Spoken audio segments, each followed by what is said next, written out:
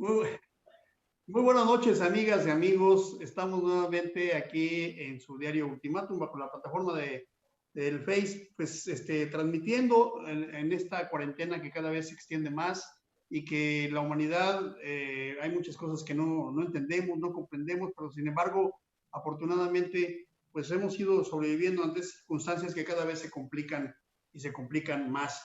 Muy buenas noches, María Enriqueta Morelo, ¿cómo estás? Buenas noches, muy bien, pues acá disfrutando, ¿verdad? De estar en casa. Le digo que esta pandemia la califico Zoom by Zoom. Hay que aprovechar para hacer algo. Ricardo del Muro, muy buenas noches, ¿cómo estás? Hola, buenas noches, bien, muchas gracias. Aquí Quiero también. saludarte. Juan Carlos Calimayor, muy buenas noches, ¿cómo estás? Pues yo la verdad, así como disfrutando, no, neta. No. Ya quiero salir, pero bueno. Sí, la verdad es complicado. Bueno, tenemos muchos temas que platicar. El fin de semana fue, la verdad, Sí, claro. dio una cantidad enorme de temas que hay que platicar y que hay que platicar con nuestros amigos del público. Quiero hacer un recuento muy rápido y ahorita vamos a retomar ahí al gusto. ¿Les parece bien? ¿Qué temas les parece? Tenemos las renuncias de 3 mujeres al gobierno federal que son muy importantes porque han sido gente que han acompañado a Andrés Manuel López Obrador durante su gestión, lo acompañaron desde antes cuando fue jefe de gobierno, lo acompañaron en sus luchas y hoy renuncian. Ana Cristina Laurel a la subsecretaría de Salud, Mónica Macice al CONAPRED y Mara Gómez a la Comisión de Protección a las Víctimas. Otro tema es la disputa que tenemos, que están ahora los gobernadores con el presidente de la República, que cada vez se enciende más, es una disputa muy interesante en términos politológicos, pero también es una disputa que tiene consecuencias gravísimas en cada una de las entidades. Otro tema, desafortunadamente la masacre de Oaxaca con los Cicuts o los Guaves en San Mateo del Mar, que es un tema muy caliente ahorita, un tema muy complicado. Otro tema que tenemos también, hay 10,000 empresas en la mira del SAT por la emisión de facturas falsas, que eso va a desatar toda una, digamos, un gran tiempo de noticias, pero también seguramente reacciones muy importantes dentro del mundo empresarial.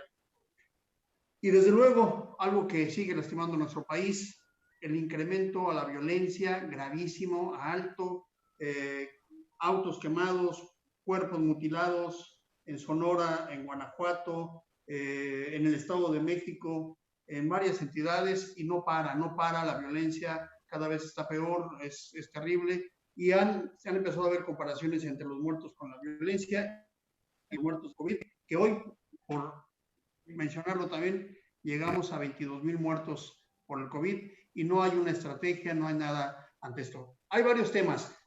¿Qué tal? Vamos a empezar contigo como mujeres. ¿Qué tema quieres abordar? Tienes aquí un... Pues el tema de la violencia, ¿verdad? Es muy importante lo que está sucediendo, ¿no? Lo que está sucediendo, por ejemplo, en Guanajuato es muy terrible porque es una zona industrial, es una zona muy pujante, toda la zona del Bajío, ¿no? Y lo que está pasando allí con el cártel de Santa Rosa de Lima, ¿verdad? Sí. Sí, que hubo la detención de varios familiares del líder del Marro y él señaló que iba a haber una venganza por estas detenciones. Y entonces se ha provocado un clima de violencia terrible. Ellos principalmente se dedican al robo de gasolina, al huachicol, que ha sido tan condenado en esta administración. Y el presidente, a propósito de este tema, señaló que por qué no deben apoyar a estos grupos criminales, ¿verdad? Y esto está relacionado, por ejemplo, a lo que se ha dado en meses pasados, desde que empezó la pandemia, los grupos del crimen organizado han estado repartiendo despensas en la zona, ¿no? Y sí. tienen mucho apoyo social porque construyen las iglesias, apoyan a los hospitales, apoyan a las comunidades, entonces tienen una base social que ya la quisiera cualquier político, ¿no? Entonces aquí sí se tiene que atender este tipo de violencia desde varios frentes, ¿no? Desde el frente económico, que es muy importante, cómo darle empleo, cómo ayudar a las poblaciones de la región a tener trabajo, para impedir que se involucren en el crimen organizado y que apoyen a todos estos grupos, ¿no? Muy bien, ¿qué tal? Sí. Bueno, vamos a dar una vuelta a este tema, ¿te parece? Sí, claro. Ricardo del Muro, ahorita pones tú un tema más, pero sobre ese tema que pone Queta en la mesa, ¿qué opinas? Bueno, es interesante porque, bueno, en la conferencia del día de hoy, el presidente da un anuncio de que la federación pues ya decide finalmente tomar el control de la seguridad en Guanajuato, considerada una de las entidades más violentas del país.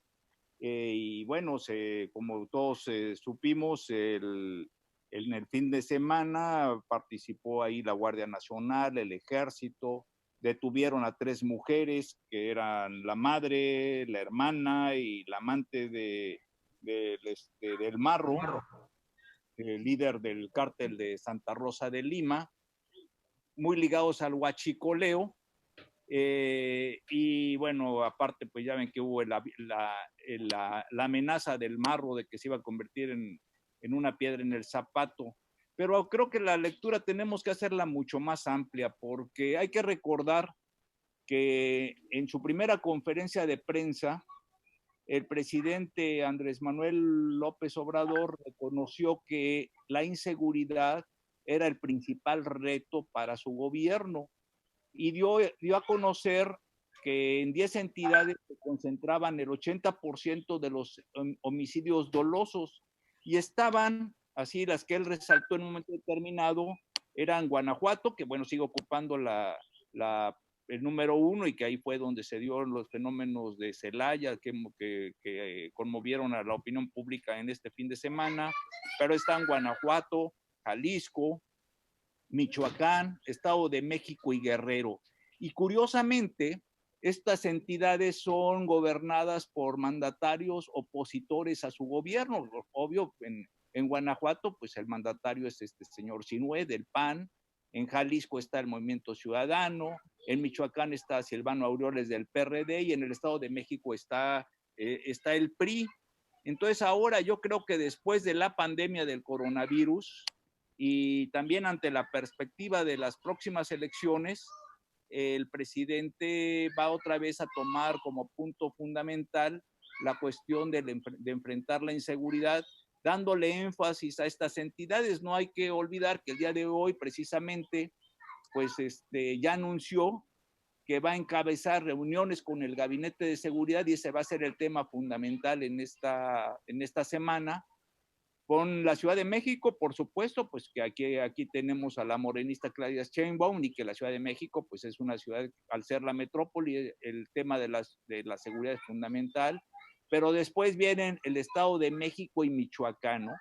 Entonces, en ese sentido, el tema de la seguridad no solamente lo estamos viendo que se está convirtiendo ahorita y creo que ya en serio como un segundo elemento del gobierno de López Obrador con vistas al proceso electoral del próximo año.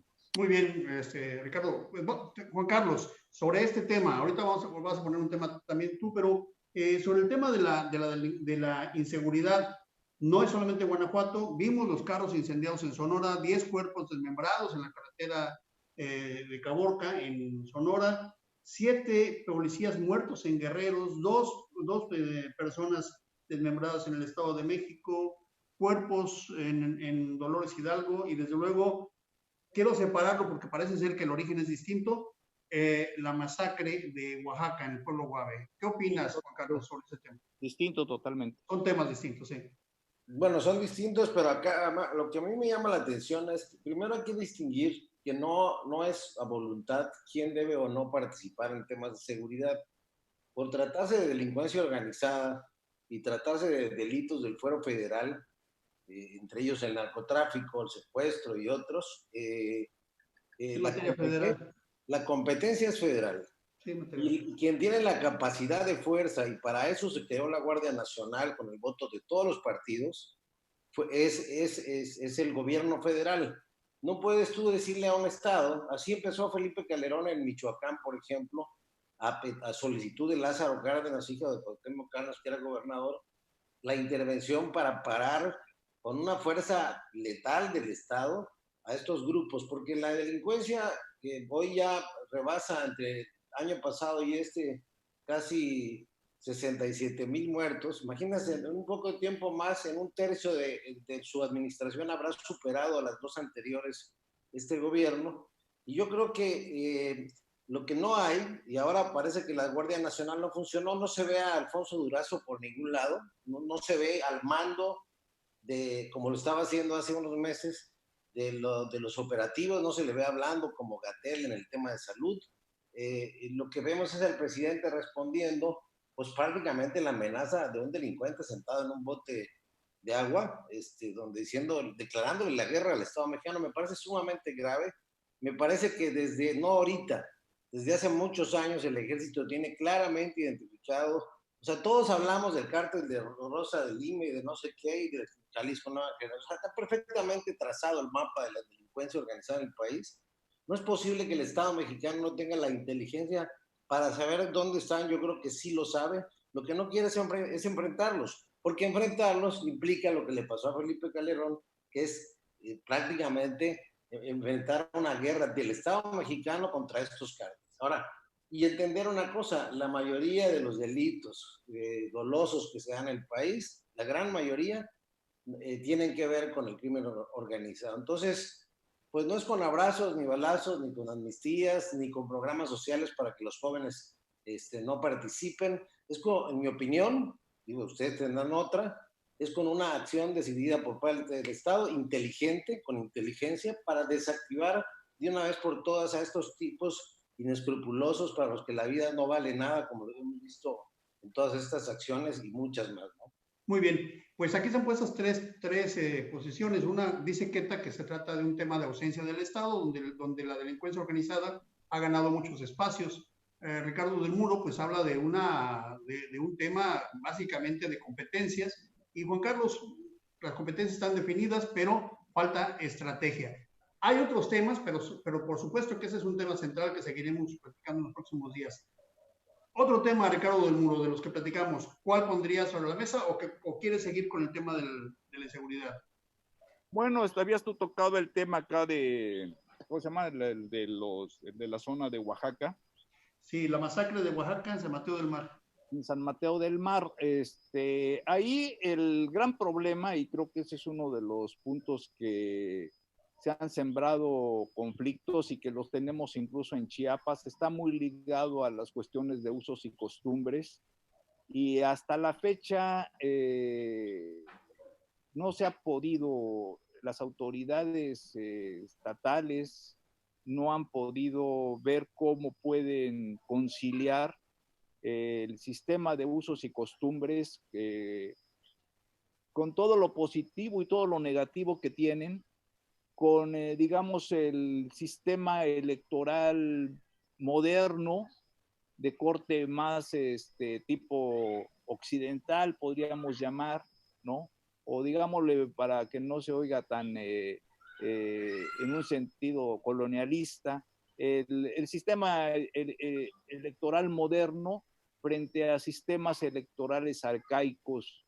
Y finalmente, lo que estamos observando en esa violencia, pues definitivamente que a mí en lo personal me indigna,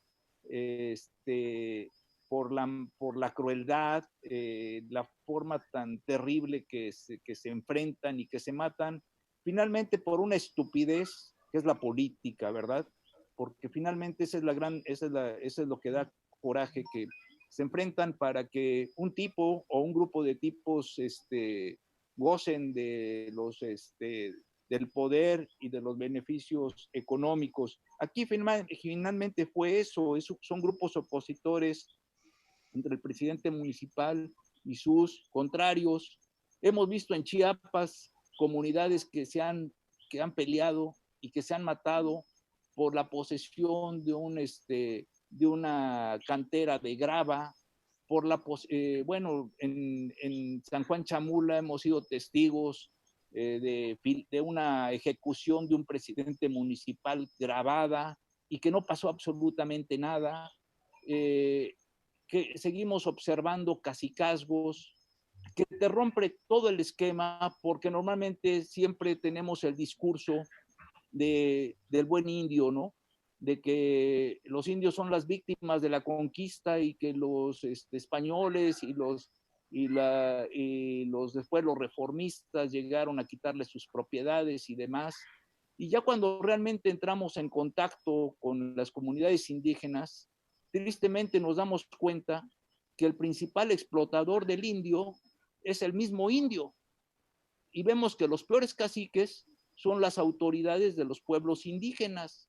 Y vemos que en esas autoridades, en donde siempre manejamos una idea tipo Rousseau, así del paraíso idílico, de la comunidad natural, observamos que hay conductas que de ninguna manera las podemos aceptar dentro del derecho actual, como son sociedades patriarcales, son sociedades en donde no se acepta a la mujer, son sociedades en donde normalmente las elecciones se hacen embriagando a los ciudadanos, y en donde incluso usar la palabra ciudadano pues es un lujo, porque siguen manejándose con esquemas de corte casi tribal, ¿verdad? Y Muy entonces bien, eso es lo que está pasando ahí. Muy bien, quiero poner en contexto ese tema.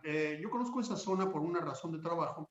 Es una franja que está entre el océano Pacífico y un gran lago, del cual en realidad viven esas comunidades. Se llama ahí, se conoce como la zona Guave.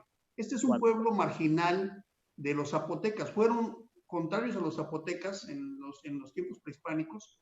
No es un pueblo que tenga grandes construcciones, pero sí es un pueblo que tiene una cultura milenaria. Los Guaves, o así llamados los Icuts, ellos en San Dionisio del Mar, Santa María del Mar y San Mateo del Mar, que es donde se llevó a cabo esta matanza, efectivamente, como dice Ricardo del Muro, se imponen los usos y costumbres, tanto así que es un lugar en donde suceden cosas verdaderamente que hoy no pensaríamos que ocurren. Por ejemplo, ellos se pueden cambiar el nombre el día que quieran y ponerse los nombres que se les ocurran.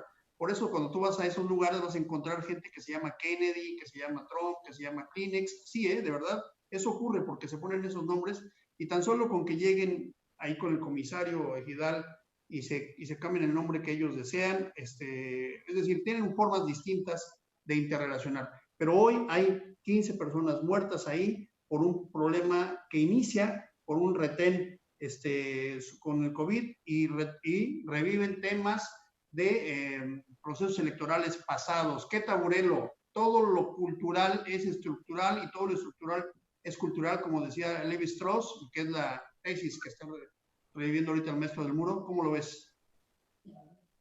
Pues sí, es una cuestión de estructura de muchos años, ¿verdad? Y ahí es un conflicto, señalaba Murad, el gobernador, que había un conflicto de 40 años en la zona, ¿verdad? Entre grupos enemigos que se traducen, pero en cuestiones electorales. Aquí no es cuestión de crimen organizado, son cuestiones de poder, ¿no?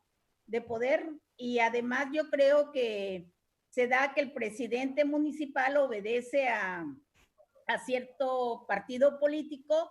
Se ha tratado en Chiapas y también en Oaxaca de regresar a los usos y costumbres y que no intervengan los partidos políticos en las elecciones en estas comunidades, ¿verdad? Pero yo creo que debemos trascender, debemos avanzar, podríamos decir, ser más modernos, ¿verdad? En este tipo de situaciones, pero va a pasar mucho tiempo para que en las comunidades como Chuc, Chenaló, Chamula, ¿verdad? Que son parecidas a las de esa región oaxaqueña, pues las elecciones se puedan llevar en paz, aunque participen varios partidos, ¿no? Muy bien. Juan Carlos, ¿cómo ves el tema de San Mateo del Mar, la tragedia y la masacre? Bueno, yo veo, me recuerda a Teal inmediatamente, ¿no? Me recuerda estos fenómenos que internamente se dan, y pues no es de extrañar. Me llamó la atención en la referencia que hace el maestro de aquella discusión del choque de la civilización con las tribus primitivas de América. Era la teoría del buen salvaje, así le llamaban, y de que ellos en su estado primigenio eran nobles por naturaleza y que Occidente, con España al frente, llegó a ponerles el mal, pues que ellos eran buenos naturalmente, y no es así. Se practicaba, de hecho, la conquista es imposible pensarla sin la ayuda de totonacas, tlaxcaltecas y todas las tribus, todas las etnias que acompañaron a Hernán Cortés a la conquista. Es impensable la conquista sin esta presencia. Y a partir de ahí un proceso de evangelización, de sometimiento, del que surge un híbrido cultural entre España y México. Bueno, no México, porque México es resultado de ese híbrido precisamente, y donde persisten todavía formas antiguas que el régimen, mi tesis es que el régimen anterior, priista de muchos años, lo toleró a cambio de votos, lo toleró a cambio de dejar hacer, dejar pasar. Con Chámula es un ejemplo clásico, donde no solo se podía consumir Coca-Cola, luego entró la Pepsi, y así le pasó con los partidos políticos, se hacía una guerra por los partidos, por el monopolio de los productos. Es un tema por demás complejo. Sí hay una visión, como decía Queta, de occidentalizar, bueno, eso se puede llamar entre comillas, o cuando menos meter dentro del carril el tema, y lo que ha sucedido es que se ha dado un híbrido. Hay 418 municipios, imagínense, casi la quinta parte del país, que se rigen por usos de los 2.500 de todo el país, que se rigen en Oaxaca por usos y costumbres, y que siguen teniendo esta forma de predominio de intereses de grupos de poder. No solo es Oaxaca, Chiapas es un caso constante en cada elección, porque bueno, el poder político es el poder económico, y es una teoría es una práctica de la sumisión de las propias comunidades y una especie de control político, ¿no? Entonces, pues aquí, es un tema complejo, ¿eh? Complejísimo. Aquí es el tema de si rescatamos el concepto de la pluralidad, si se impone el concepto de la occidentalización, si se respetan las condiciones y con eso implica los abusos de los derechos humanos. Es decir, hay muchas cosas. El hecho es que hoy hay 15 personas masacradas vilmente. No daré detalles por la verdad, por cuestión de pudor en la comunicación, pero de verdad lo que está ocurriendo ahí es terrible, y ojalá que se detenga y que no continúe. Un tema más, Juan Carlos, te toca ponerlo a ti. Bueno, a mí sí me gustaría hablar, bueno, hay muchos temas en la agenda este fin de semana. Hay muchos temas hoy, sí. Fue muy completo el tema de la CONAPRED, que se quedó la semana pasada.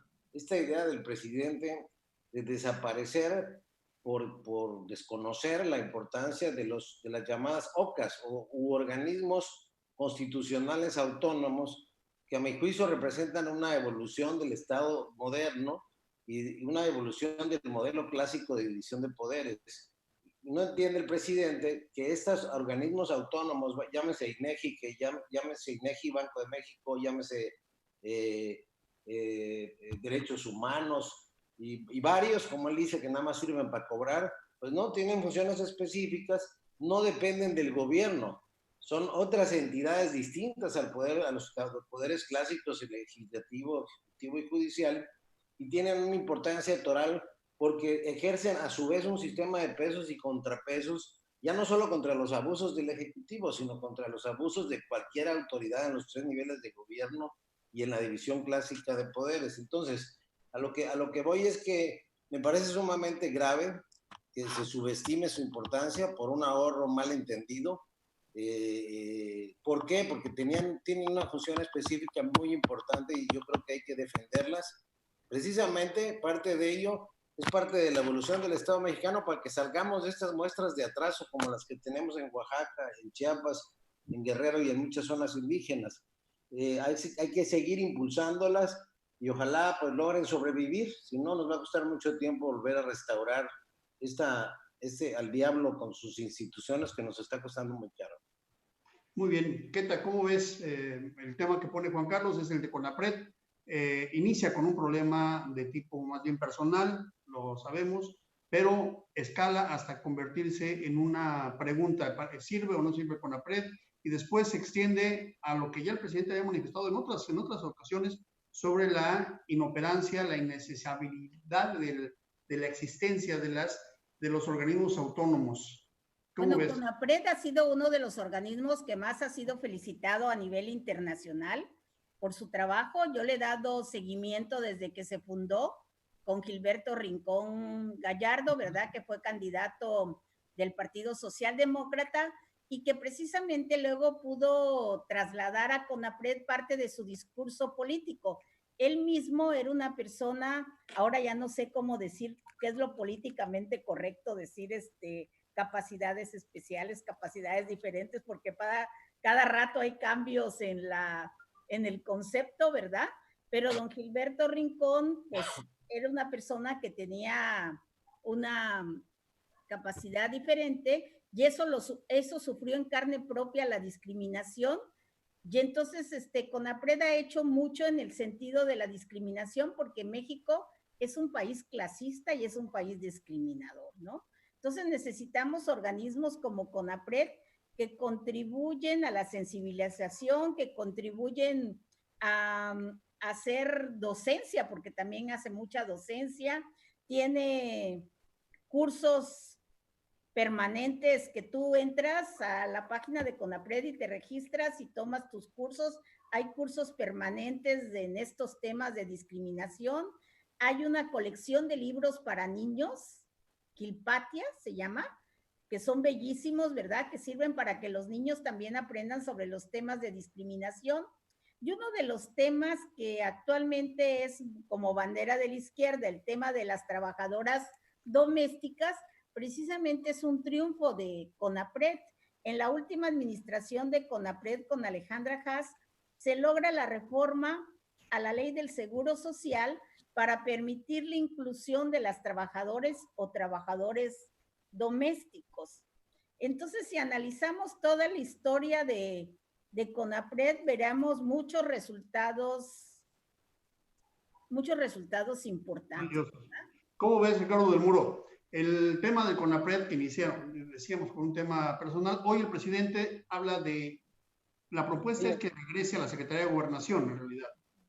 ¿Cómo ves tú esa propuesta? Bueno, efectivamente yo estoy de acuerdo con las posturas de Juan Carlos, de la maestra Queta, pero también es algo que se dio durante mucho tiempo, que incluso había como chistes de que si usted no tenía su ONG, usted estaba fuera del presupuesto. Y conocemos de cerca muchos grupos que se han puesto a defender a determinados sectores. Y en la práctica observamos que finalmente ha servido primero para allegarles recursos, es decir, son trabajos que finalmente son bien remunerados, pero con pocos resultados en la práctica, ¿no? Podemos encontrar un montón de grupos, digamos, marginados. No quisiera señalarlos para no herir susceptibilidades de muchos sectores, pero sí, muchos grupos han vivido precisamente, vivido y lucrado por estar defendiendo a los marginados. Y es el caso de ¿no? A mí me acuerdo, uno de los problemas que tenía CONAPRED, como tienen otros organismos, la misma Profeco, es de que son organismos que sí, por un lado hacen estudios, hacen denuncias, pero hasta ahí no pasa de allí, no tienen poder ejecutivo. Recuerdo mucho el caso de CONAPRED, de una antropóloga que llegó disfrazada de indígena, aunque era indígena, pero digamos ya era una mujer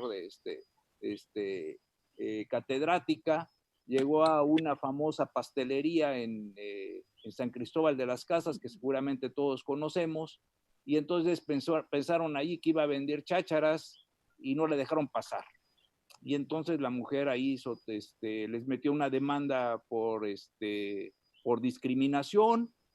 Me acuerdo que en esa época Bucio era el director de la CONAPRED, hizo viaje especial a Tuxtla Gutiérrez, hizo conferencia de prensa, se fue a hacer manifestación enfrente de la dichosa pastelería, y el dueño de la pastelería, que es francés, y ya con eso se darán cuenta de qué pastelería me refiero, pues creo que ni por enterado se dio, simplemente no hizo mayor cosa. La pastelería sigue funcionando hasta la fecha sin ningún problema. Y bueno, en muchas ocasiones vemos esa situación de este tipo de organismos. Yo respeté y respeto mucho el legado que hizo el maestro Gilberto Rincón Gallardo, pues uno de los fundadores del Partido Comunista Mexicano y un hombre de los pocos políticos de convicciones firmes, y digo pocos porque yo creo que con los dedos de la mano me sobran, ¿no? Y impulsó mucho este tipo de acciones, pero también el otro aspecto es que en sus sucesores o los continuadores de este tipo de organismos, en muchas ocasiones se limitan al estudio y a la denuncia, y ahí quedó la cosa, y una denuncia muy cómoda, porque estás haciendo la denuncia y asumiendo posiciones de revolucionario con buenos salarios y sin ningún problema económico. En el fondo creo que hay que ver las dos caras del asunto. Sí son a veces organismos bastante onerosos y con pocos resultados efectivos, porque los problemas no se resuelven escribiendo análisis, se resuelven con hechos. Un minuto. Importantísimo para el debate. Tenemos 3 minutos. Ya se abrió el debate. Carlos, 30 segundos, Juan Carlos. Aquí el maestro de repente se me va a la derecha, pero sí sin escalas, ¿no? En sus posturas. Yo creo que sí son muy importantes. Si valoramos por costo-beneficio, yo creo que cambiemos de presidente o sustituyamos a la presidencia, porque si a resultados vamos, pues entonces tampoco se justifica tener un presidente que lo único que hace es hablar 2 horas diarias. Pero bueno, yo creo que sí son importantes. Yo sí defiendo la existencia. Se gasta mucho dinero en muchas cosas en este país. Somos un país con un enorme retraso cultural y además lo quieren encasillar en el debate del raza y clasismo. Es parte del divisionismo que quieren fomentar para enfrentar al país. No, también hay equidad de género, también hay respeto a las preferencias sexuales, también hay respeto a las religiones diferentes. O sea, es mucha la labor, costo-beneficio que hacen esos organismos.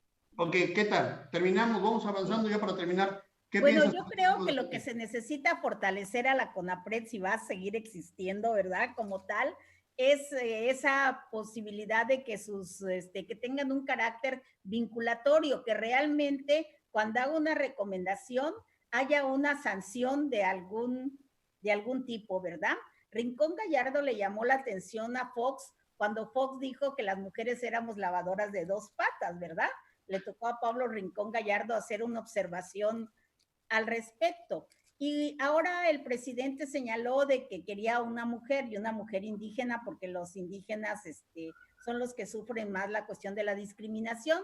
Entonces ya hay una lista. Las mujeres lo tomaron como una convocatoria, como una invitación. Y ya hay una lista de 20 líderes indígenas con va a ser una guerra por eso. Impecables, ¿verdad? Dispuestas a tomar el mando de la CONAPRED, ¿verdad? Y entonces eso es muy bueno porque visibiliza a todas estas mujeres que están allí, que dicen, aquí estamos, somos, y siempre dicen, no hay mujeres, pero ahí están las mujeres. Muy bien, si ustedes me permiten, quiero mandarles saludos a la gente que nos está viendo, que está con nosotros y que siguió la transmisión. Araceli Hernández Gómez, muchos saludos. A Benamar Obando, a Marina Paniagua, Elena, Iván Morales, a Carlos Fabre, que también está con nosotros, Lisette Escudero, Estela Cortázar, al maestro Manuel Centeno,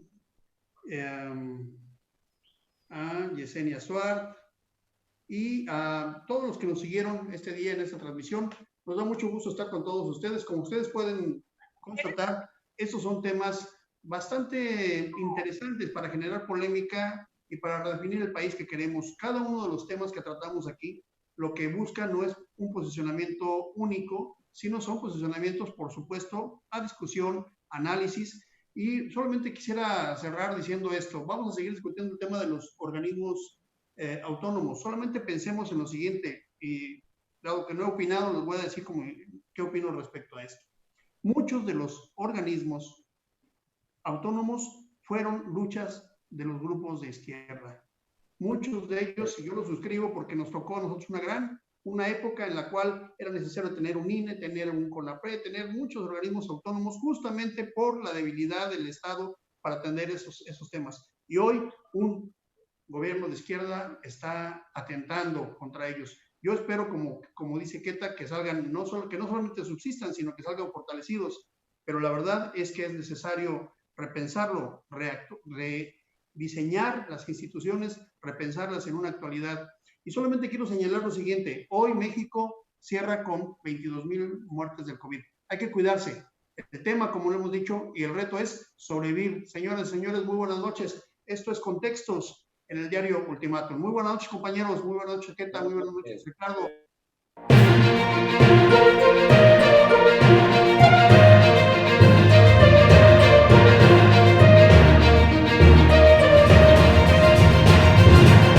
Contextos.